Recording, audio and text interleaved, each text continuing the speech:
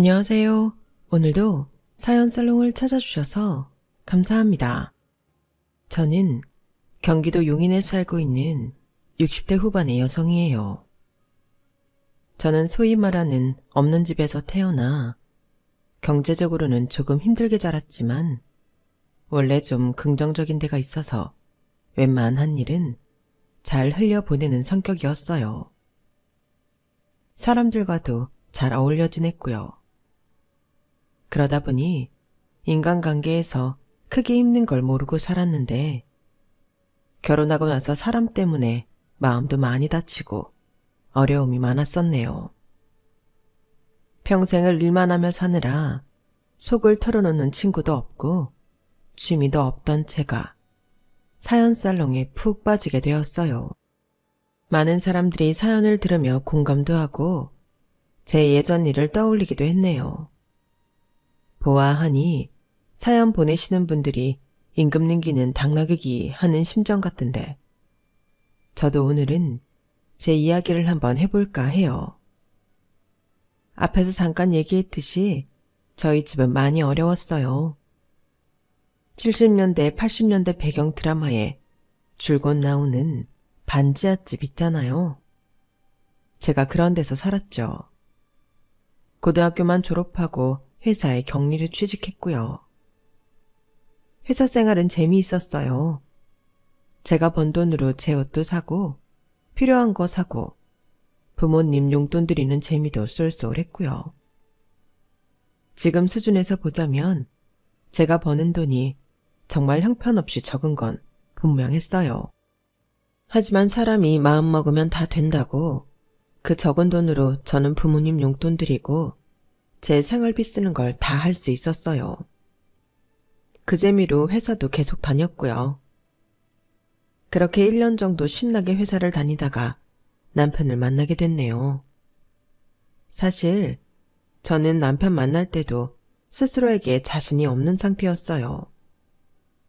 제가 학력이 좋은 것도 아니고 집안이 좋은 것도 아니다 보니 저도 모르게 위축이 돼서 남자들을 만날 때도 당연히 저를 안 좋아할 거라고 생각하고 사귀는 단계까지 가본 적이 거의 없거든요. 그럼에도 제가 남편과 결혼할 수 있었던 건 정말 제 일생의 행운이었다고 생각해요. 남편은 저희 동네 어귀에 있는 약국 약사였어요. 제가 돈 아낀다고 병원에 거의 안 가고 감기건 위장병이건 하여간 뭐든 그 약국에서 해결하곤 했었거든요. 젊은 약사였던 남편은 그런 제가 안타까웠는지 하나라도 더 챙겨주려고 하며 저와 대화를 하기 시작했어요. 진민숙 씨, 오늘도 야근하면서 컵라면 먹었죠? 자꾸 그렇게 끼니 때우지 말라니까요. 나중에 속 다 버리면 어쩌려고 그래요? 속 다 버리면 또 약사님한테 오죠. 약사님 주시는 약 먹으면 바로 낫는데요. 아유, 이런 약 자꾸 먹어버릇하는 거 안 좋아요. 약에 내성 생겨서 나중에 듣지도 않고 진짜 속 버린다니까요. 참네. 정모 해먹기 귀찮으면 바나나라도 드세요. 네? 바나나가 얼만데 그걸 먹어요. 바나나 사 먹을 돈 있으면 모아서 부모님 드려야죠. 부모님이 딸내미 몸 상해가며 돈 모아다 주면 좋다고 하시겠네요. 이런 대화를 하다가 저희는 정이 들었고 어느 순간부터인가 데이트를 하게 됐어요. 첫 데이트는 시청 쪽에 있는 식당에서 밥을 먹고 덕수궁을 구경했었네요. 저희 둘 사이의 정은 날로 깊어졌고 헤어질 수 없는 사이가 되어 결혼을 결심했어요. 저는 남편 집안의 반대를 각오하고 있었죠. 어떤 말을 들어도 꿋꿋하자 했지만 막상 직접 겪게 되니 마음이 참 힘들더라고요. 절로 낙심하게 되고요. 처음 인사한 날도 저를 보는 눈이 냉정했는데 그 다음에는 아예 문도 열어주지 않더라고요. 남편까지도 집에 들어가지 못하는 걸 본 저는 헤어지자고 했지만 남편의 뜻은 확고했어요. 결혼하고 나면 우리 둘이 사는 거야.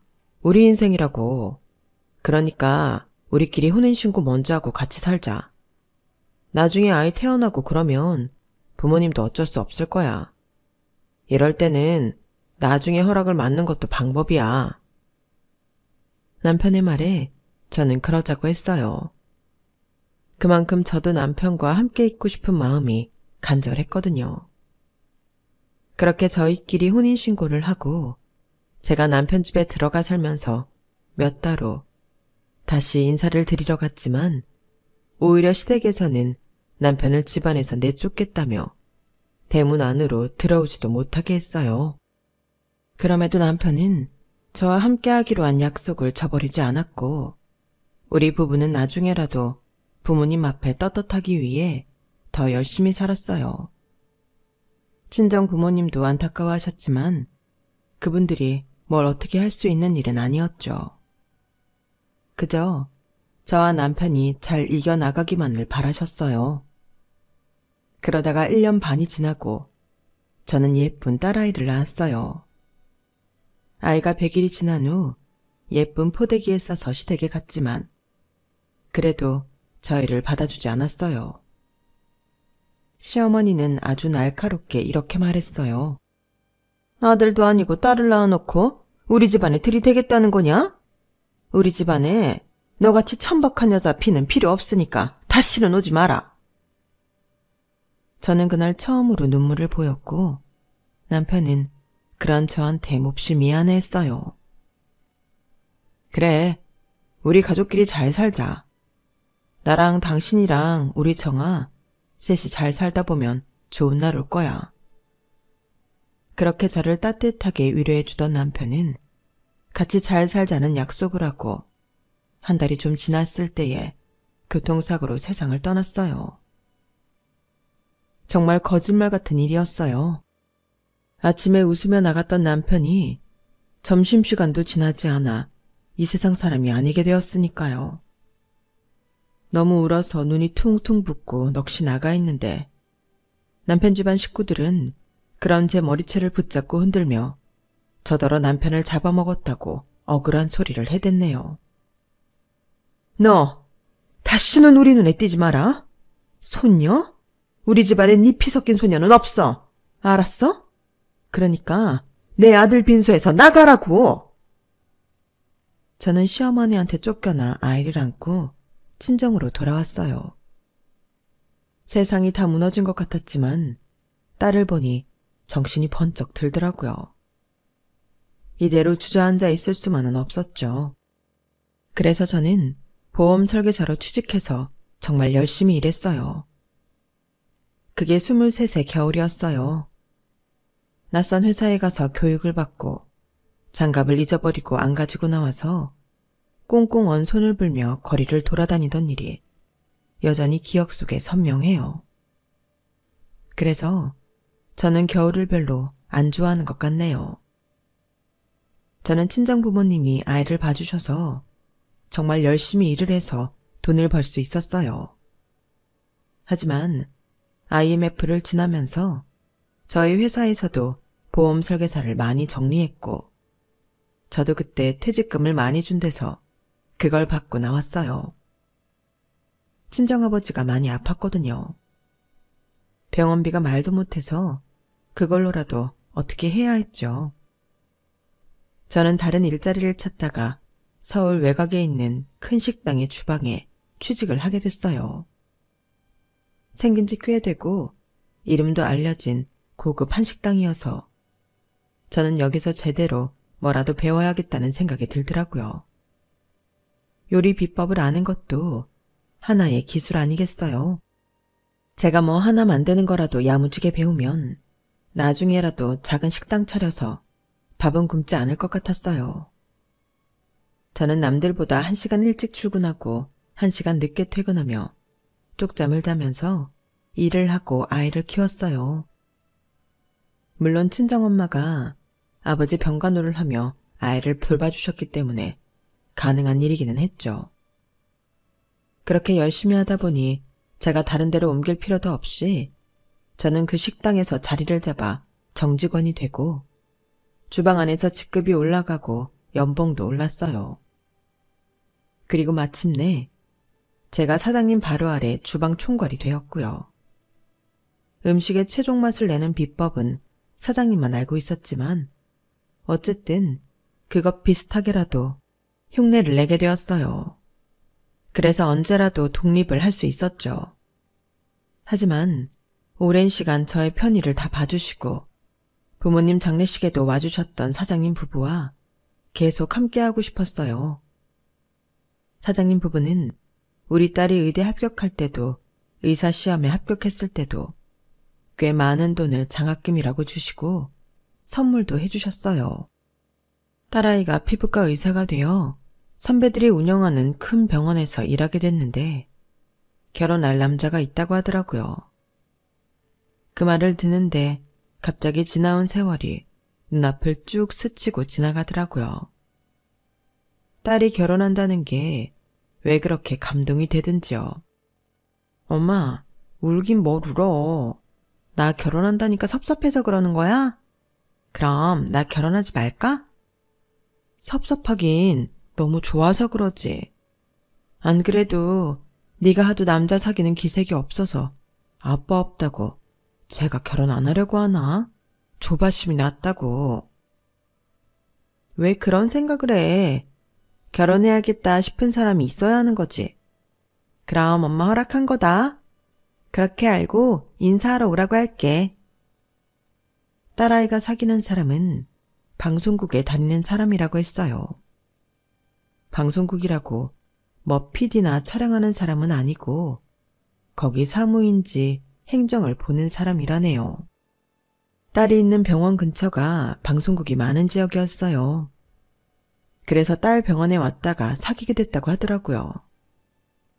의사들은 의사끼리 결혼할 확률이 더 높다고 하던데 딸아이는 전부터 같은 직업 가진 사람하고 결혼하고 싶지 않다고 하더니 정말 다른 일 하는 사람을 만났더라고요. 제가 딸 결혼을 찬성한다고 하자 딸은 저한테 일을 그만두라고 했어요. 엄마, 우리 작지만 아파트도 작아고 이제 여유 있잖아. 나는 엄마 그만 고생했으면 좋겠어. 아직도 새벽같이 주방에 나가는 엄마 보면 내 마음이 안 좋단 말이야. 엄마는 이 일이 좋아. 너무 좋아. 우리 가족 먹고 살게 해주고 너 의사까지 만들 수 있게 해줬잖아. 사장님 부부도 너무 좋으신 분들이고 나는 그분들이 전수해준 레시피 딴 데로 흘릴 생각 없어. 거기서 끝까지 같이 할 거야. 엄마 가게 따로 내라는 거 아니야. 그냥 일 안 했으면 좋겠어. 평생 일하던 사람 일 안 하면 병나. 엄마가 알아서 할 테니까 너무 걱정하지 마. 그런 대화를 하고 얼마 후 딸아이가 결혼하기로 한 남자를 데려왔더군요. 저는 남자 인상이 너무 차가워 보이는 게 마음에 걸렸어요. 그래도 제 사위 될 사람이니 좋은 마음으로 반겨줬죠. 그래, 우리 정아 어디가 좋았어? 의사잖아요. 그것도 피부과. 요즘은 여자들도 직업 빵빵해야 결혼 잘해요. 너랑 결혼하는 게 결혼 잘하는 건 아니라는 말이 턱까지 올라왔지만 저는 꾹 참았어요. 그런데 제가 식당 주방에서 일을 한다는 말을 들은 남자 안색이 싹 변하더라고요. 식당 주방이요? 주방에서 일하세요? 와, 난 정하고 너무 곱고 럭셔리해 보여서 그런 줄은 몰랐네요. 그런 줄 모르다니 그게 뭔 소리야. 우리 엄마한테 실례잖아. 딸이 화를 내지 않으며 점잖게 한마디 하자 남자는 입맛을 다지며 사과를 하더군요. 그때부터 뭔가 석연찮았지만 어쨌든 둘은 결혼을 하기로 했고 상견례 날까지 잡게 되었어요. 남자가 제 직업을 무시하는 것 같아 딸한테 남자 부모님이 무슨 일을 하냐고 물었더니 가게 2개를 운영한다고 하더라고요. 자영업을 하는 사람들이면 식당에서 일하는 거에 큰 편견이 없겠다 싶어 조금은 안심을 했어요. 하지만 상견례에서 만난 남자 부모는 상상 이상이었어요. 일단 저와 악수도 하지 않았고 제가 만나서 반갑다고 말을 건네는데도 자기들 먼저 자리에 쑥 앉아버리더라고요. 딸도 그때부터 표정이 굳었고요. 남자 쪽 부모는 싸늘하게 밥만 먹었어요. 그 비싼 밥을 먹는데 맛도 모르겠고 분위기는 어색하기만 했네요. 그러다가 마무리로 차가 나오자 그제야 남자 어머니가 말을 꺼내더라고요. 정아 아버지는 아주 어릴 때 돌아가셨다고요? 뭐 하시던 분이었어요? 네, 우리 애 둘도 되기 전에 갑작스러운 교통사고로 돌아가셨어요. 약사였고요. 어머, 약사씩이나 되는 분이 어떻게 식당일 하는 사람하고 결혼을 했대? 신기하네. 남편을 만날 때는 회사에 다녔어요. 격리를 했고요. 그 후로 보험회사에 다니다가 IMF로 땡땡 식당에서 일을 했죠. 네, 그 식당 저도 알아요. 거기는 뭐 알만한 사람은 다 알기는 하죠. 남자 어머니가 마치 제 길을 누르려는 것처럼 말을 하는데 남자 아버지도 거들더군요. 그렇다고 정아 어머니가 거기 매니저나 사장은 아니잖아요.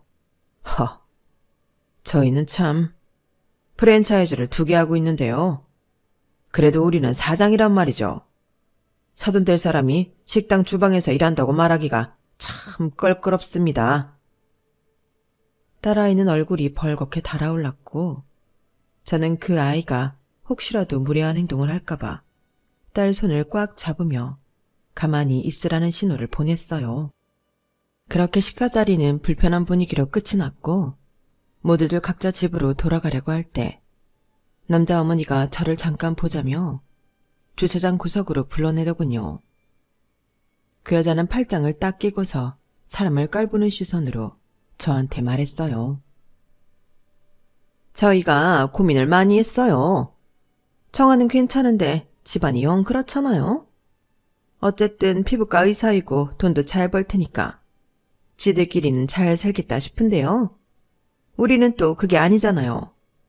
그래서 저랑 남편이 생각한 게 있는데요. 애들 결혼식 때 안 싸도는 혼주자리에서 빠졌으면 좋겠네요. 우리 체면이 있지. 어떻게 주방 아줌마랑 사돈 맺었다고 해요. 그렇잖아요. 우리는 사장인데 이게 기울어도 너무 기울지. 네? 제가 제대로 들은 게 맞아요? 저보고 혼주자리에 앉지 말라는 건가요? 내 딸 결혼식에서? 결혼식에서는 그쪽 딸인 것만 아니라 우리 며느리잖아요. 그런데 이렇게 손도 거칠고 추레하고 얼굴에 주름도 자글자글한 딱 봐도 촌스러운 사람을 어떻게 안사돈이라고 소개해요? 이거는 뭐 좀 고상하게 포장을 할래도 할 수가 없잖아. 그쪽 혼주자리는 우리가 알아서 채울 테니까 그렇게 알고 오지 마세요. 아니, 내 자리를 그쪽에서 뭘 어떻게 채우겠다는 건데요? 요즘 돈만 주면 그런 거 대신 해주는 사람들 많아요. 아, 진짜 세상 물정까지 어둡고 깝깝해서 어쩌면 좋나? 앞날이 막막하네. 그때였어요. 제 뒤에서 딸아이의 화난 목소리가 쩌렁쩌렁 울렸어요. 그렇게 앞날이 막막하면 관두세요. 우리 딸 목소리가 어찌나 큰지 저도 그렇게 화가 난 모습을 생전 처음 봤네요. 딸이 화가 나서 성큼성큼 다가오자 남자애도 저만 치서 얼른 딸한테 다가오더군요. 아까 식사 때부터 참고 듣고 있었는데 진짜 해도 너무하네요. 여태 저 이렇게 키워주신 내 엄마를 결혼식장에 오지 말라뇨. 우리 엄마가 사돈인 게 창피한데 왜 저랑 결혼을 시켜요? 됐으니까 그만두세요. 그러자 남자애가 흥분해서 거칠게 딸아이 팔을 잡아챘어요. 야, 너 어디다 대고 큰소리야 지금. 네 시어머니 될 뿐이야. 그러는 너는 지금 누구 앞이라고 이따위로 나와? 너는 네 장모님 될 뿐은 눈에도 안 보이지? 됐어. 안 그래도 나 시간이 갈수록 결혼은 결정한 게 실수 같았는데 오늘 네 부모님 태도 보니 확실히 알겠어. 그냥 끝내. 야, 솔직히 우리 엄마 아빠가 틀린 말했냐? 니네 엄마 주방 식모인 거 다 감수하고서 받아주겠다는 거잖아. 그리고 네 말대로 집에 돈 좀 있다 쳐. 그럼 관리라도 받았어야지. 저게 뭐냐? 진짜 가치 있게 쪽팔려. 하, 이거 말하는 싸가지 좀 봐. 너 네 친구들도 너 버린 거 알아? 나랑 결혼한다는 거 알고 네가 나 피부과 의사라서 평생 베껴먹을 생각으로 결혼하는 거고 여전히 전에 사귀던 여자들 만나고 다닌다고 하더라. 처음에는 안 믿었어. 믿고 싶지도 않았지. 보고 싶은 것만 보고 싶었어. 근데 네가 무슨 짓을 하고 다녔건 그거 상관없이 오늘 너랑 네 부모 하는 짓 보니까 안 되겠다. 내가 잠시 뭐에 씌었었나 봐. 이 기본적인 사회 예절이란 것도 모르는 천한 인간들 같으니라고. 저도 딸아이 팔을 붙잡은 남자놈 손을 매몰차게 때리고 딸 손을 붙잡고 차에 올라탔어요. 뒤에서는 남자 녀석하고 그 부모가 아주 방방 뛰며 난리더군요. 집으로 온 딸은 저한테 미안하다며 눈물을 글썽거렸어요. 아니야, 됐어. 오늘 보니까 그놈 너한테 하는 태도가 영 못쓰겠더라.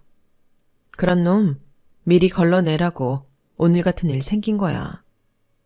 암만 네 결혼이 급하다고 해도 저런 썩을 인간들 집안에 널 보낼 수는 없지. 내가 잠깐 어떻게 됐었나 봐. 연애하면 뭐 쓰인다는 말 같은 거 안 믿었는데 내가 딱 그랬네. 나 진짜 좋은 사람 만날게, 엄마. 조금만 기다려줘. 아유, 그럼 엄마 걱정은 하지 말고 진짜 너한테 잘해줄 놈 만났을 때 그때 결혼해. 괜찮아. 난 엄마 하루라도 빨리 고생하지 않았으면 해서. 나 요새 고생하는 거 하나도 없어. 식당 가도 나는 그냥 애들 자라나 감시만 하고 관리만 한다니까. 몸도 되게 편해. 근데 월급까지 따박따박 나오고 얼마나 좋냐? 딸한테 말은 그렇게 했는데 사실 그 즈음에 저한테 부잣집 사모님들이 반찬하고 김치를 좀 해달라는 부탁이 꽤 많이 들어왔었어요. 식당 일을 하면서 할 수 있는 만큼만 해달라고는 했지만 제 양심상 그건 사장님한테 죄송해서 안 되겠더라고요. 근데 제 반찬과 김치를 그렇게 좋아해주니 저도 좀 만들어서 돈도 더 벌고 싶은 마음도 있었죠.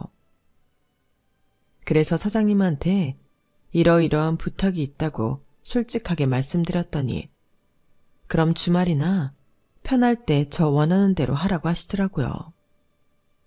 정말 너무 고맙더라고요. 저는 주말에 제가 만들 수 있는 양만큼만 주문을 받아서 반찬과 김치를 만들어 팔았어요. 저희 집 근처까지 와서 받아가시는 분들도 있고 착불로 택배로 붙여달라는 분들도 있었어요. 그런데 어느 날 분당 사는 어느 사모님이 급하게 손님을 치르게 됐다며 바로 그 주말에 만들자마자 직접 갖다 줄 수 없냐고 하는 거였어요. 그러면서 수고비도 더 주시겠다고 하시더군요. 저희 식당 단골이기도 하고 제 손맛을 좋아하는 분 부탁이라 안 들어드릴 수가 없었어요. 저는 바로 갈비찜에 며칠 전 만들어 놓은 김치와 닭강정까지 해서 택시를 타고 분당에 있는 그 사모님 아파트로 갔어요. 딸아이한테 부탁하면 왜 힘들게 반찬을 해주냐며 뭐라고 할 것 같아서 택시를 이용했죠. 그 아파트 단지 앞에서 내려서 관리인한테 말하고 들어가려는데 단지 안쪽에서 낯익은 사람이 나오는 거 아니겠어요.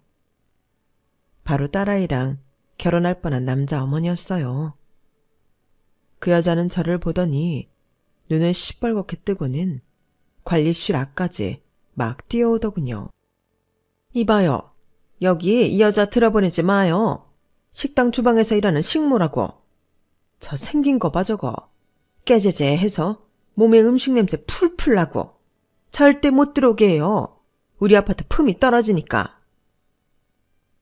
음식 냄새는 내가 여기 사모님 부탁받고 음식 해왔으니 나는 거 아니겠어요? 당신이랑 나는 이제 아무 상관없는 사이인데 왜 이래요, 유치하게? 근데 왜 여길 기어오냐고? 우리 아들 놓친 거 아까워서 염탐하러 온 거 아니야? 나 참 기가 막혀서. 댁 보기에나 댁아들이 대단하지. 다른 사람 눈에는 안 그렇거든? 난 진짜 주문받은 음식 가지고 온 거니까 저리 비켜요. 웃기시네. 들어오긴 어딜 들어와? 하더니 여자가 저를 뒤로 확 밀쳤고 그 바람에 저는 넘어지면서 음식들을 땅에 떨어뜨리고 말았어요. 다행히 닭강정은 무사했지만 갈비찜은 국물이 다 흘렀고 김치는 안에서 봉투가 터졌더라고요. 아니, 진짜 이게 뭐 하는 짓이에요? 경비원, 당신 돈 받고 하는 일이 뭐야? 저런 인간 내쫓으라고 그 자리에 앉혀놓은 건데 뭐 하자는 거야? 빨리 안 쫓아내! 막무가내로 소리를 지르며 방방 뛰는 여자 때문에 경비원도 너무 난처해 하더라고요. 주민한테 잘못 보이면 자기 자리가 잘리니 제 편을 들 수도 없었고요. 저는 어쩔 수 없이 음식들을 경비원한테 맡기고 그 사모님한테 잘 전달해달라고 했어요. 사정 설명은 제가 한다고 했죠. 그렇게 집에 오면서 전화로 사모님한테 설명을 했고 사모님은 굉장히 미안해했어요. 집에 온 저는 민망하기도 하고 분하기도 해서 어금니를 악물게 되더군요. 속이 상해서 자리에 들어 누웠는데 딸아이가 오는 소리가 들리더군요. 엄마, 요즘 무슨 반찬 배달 같은 거 해? 분당 아줌마 내 동교 어머니잖아. 나 오늘 있었던 일 다 들었어. 그러게 왜 그런 일을 하고 그래.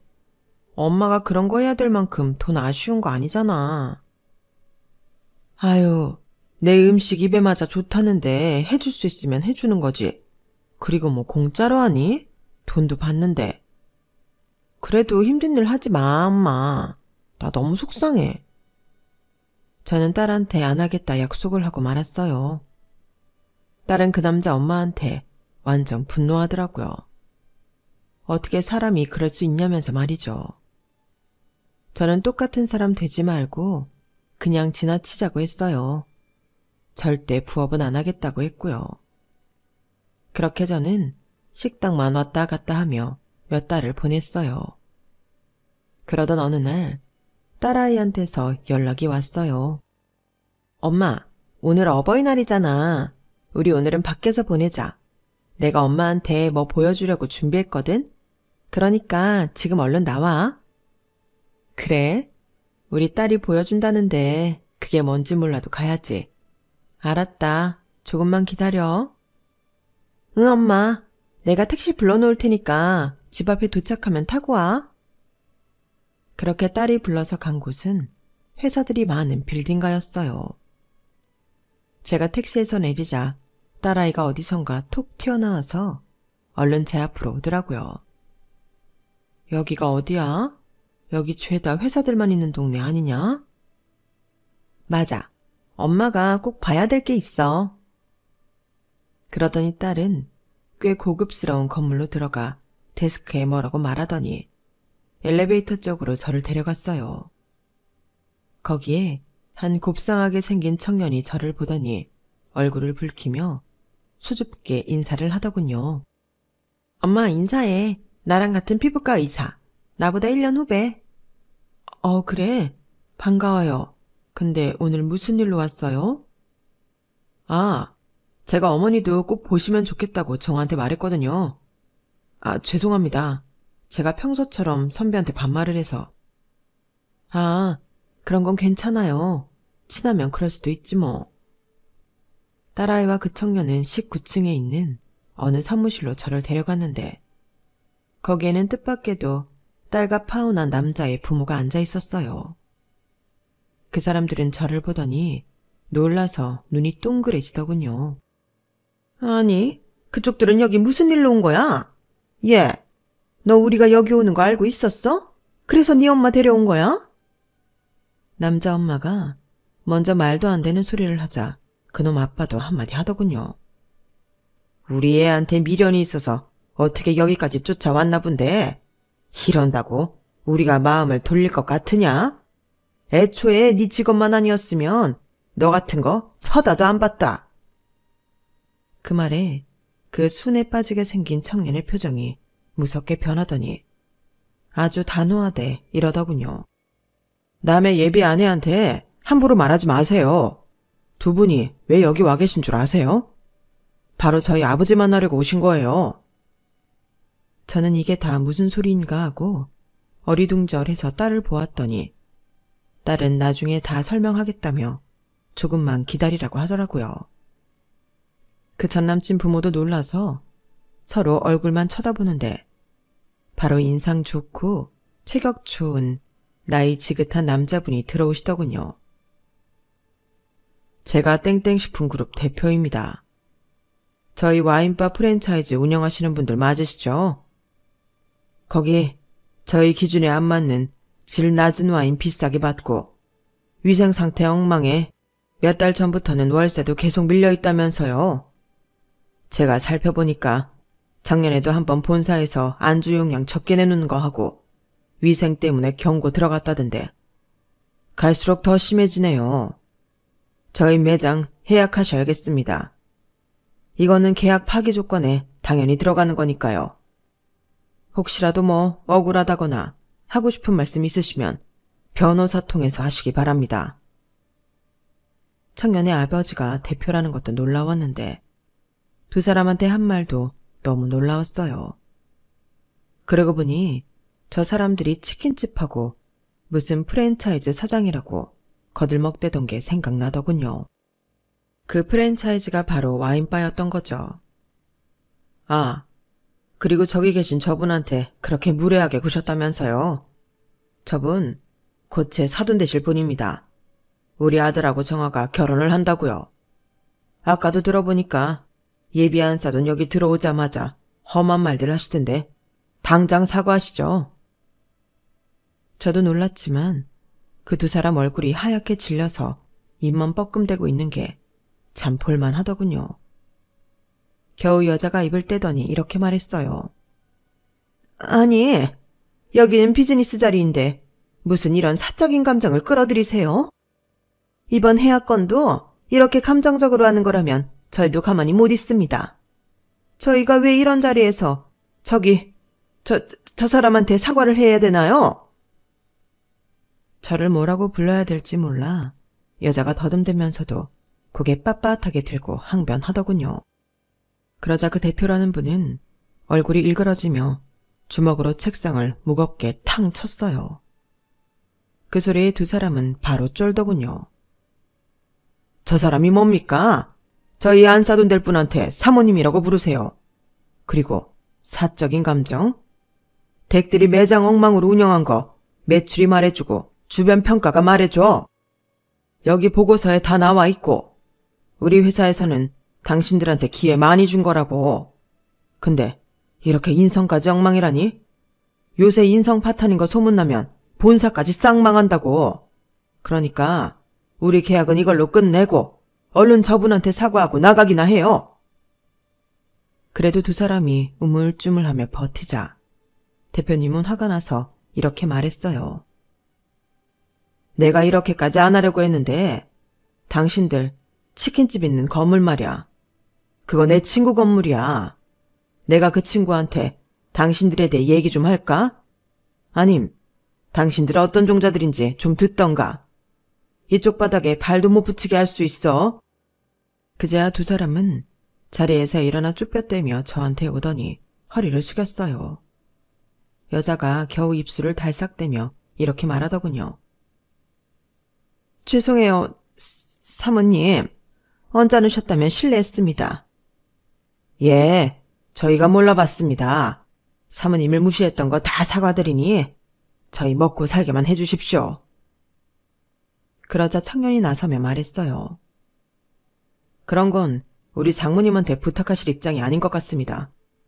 이제 돌아가 주시죠. 두 사람은 혼이 빠진 모양새로 사무실을 나갔고 전 얼른 이게 어떻게 된 건지 딸한테 물었어요. 그랬더니 대표님이 좀 전과 다르게 아주 부드러운 미소를 지으며 말씀하시더군요. 아, 글쎄, 우리 영우가 따님을 오랫동안 좋아했다지 뭡니까? 근데 결혼한다고 했다며 그렇게 혼자 술 마시고 방황하더니 따님 결혼 안 한다는 소리에 바로 고백했대요. 따님도 좋다고 했고요. 아니, 정아야, 그런 일이 있었으면 엄마한테 바로 말을 하지 그랬어. 좀 더 확실해지면 얘기하려고 했어. 저번에 엄마 분당 아파트 일 있었을 때부터 사귀었는데 뭔가 결정되지 않은 상태로 엄마한테 말했다가 또 실망시킬까 봐. 사람 만나고 사귀는데 실망할 게 뭐 있다고. 잘 되면 좋은 거고 또 그놈처럼 보내면 보내는 거지. 아무튼 잘 됐네. 좋은 사람 같아. 우리 딸 잘 부탁하네. 별 말씀을요. 저도 잘 부탁드리겠습니다, 장모님. 저는 이렇게 졸지에 예비사위와 예비사돈을 함께 만나게 되었어요. 무엇보다도 세 사람이 저 속 풀어준다고 이런 자리를 만들어준 것도 고마웠고요. 정말 나쁜 짓 하면서 살지 말아야겠다고 생각한 게 그 사람들이 하던 프랜차이즈 그룹 대표가 우리 딸 시아버지가 될 사람인지 누가 알았겠어요. 세상은 참 돌고 돌아 모든 게 다 자기한테 돌아온다는 걸 실감했네요. 그렇게 그날 세 사람과 밥도 먹고 좋은 시간을 보내고 돌아왔는데 그 썩을 놈의 부모가 저를 찾아왔더라고요. 이제는 아주 대놓고 저한테 싹싹 빌더군요. 사모님, 제발 용서해 주시고 말씀 좀 잘해주세요. 저희 이거 해약하면 위약금도 그렇고 빚도 많아서 앞으로 생계가 막막해져요. 치킨집도 건물주인이 자리 빼달라고 하고 회사에서는 이미 다 결정 났다고 저희 상대도 안 해주네요. 저희가 잘못했어요. 한 번만 봐주세요. 예, 사부인. 우리 집사람이 결례를 많이 했는데 그런 거 사람 살다 보면 다 있는 일 아니겠습니까? 노여움 푸시고 마음을 좀 넓게 가지세요. 아니, 지금 부탁을 하러 온 거예요? 저를 훈계하러 온 거예요?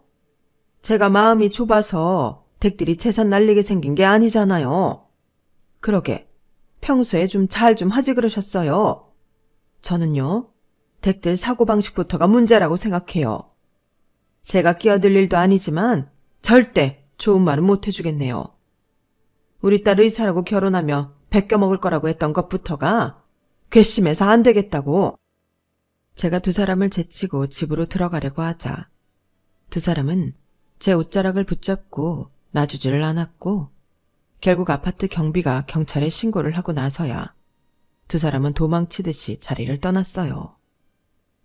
그리고 그 후로는 저희 집 근처에 나타나지 않았는데 딸아이가 뭔가 조치를 취한 것 같더라고요. 그리고 얼마 후 저는 그 대표님 부부와 상견례를 하게 됐는데 진짜 품위가 뭔지 보여주는 정말 좋은 분들이었어요. 그분들도 자수성가해서 그 자리까지 가시게 됐다는데 참 본받을 점이 많더라고요. 우리 딸도 많이 예뻐해 주셔서 마음도 놓였고요.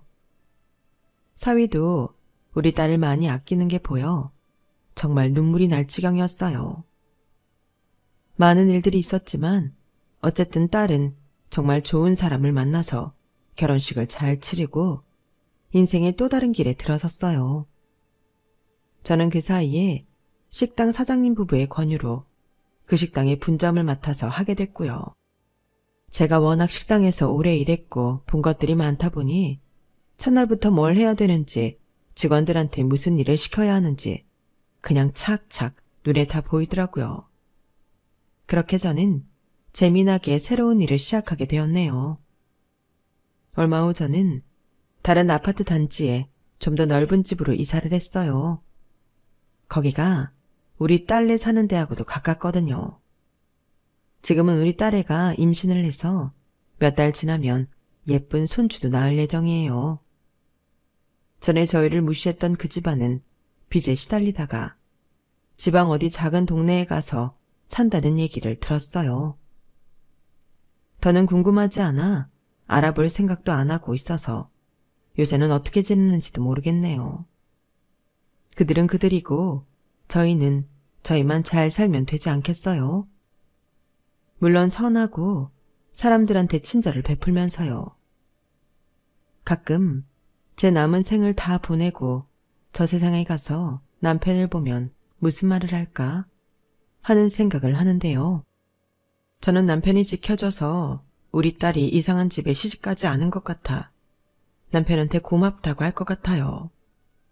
그리고 남편한테 저도 칭찬받아야죠. 열심히 사느라 고생했다고요. 물론 그 전에 우리 손주 대학 가는 것까지 볼 작정이에요. 그럼 저의 긴 사연 들어주셔서 감사해요. 들어주신 분들 행운 가득하시고 좋은 하루 되세요. 여러분, 사연 댓글에 응원과 현명한 조언 부탁드려요. 좋아요와 구독은 저에게 큰 힘이 됩니다. 오늘도 좋은 일 가득하세요.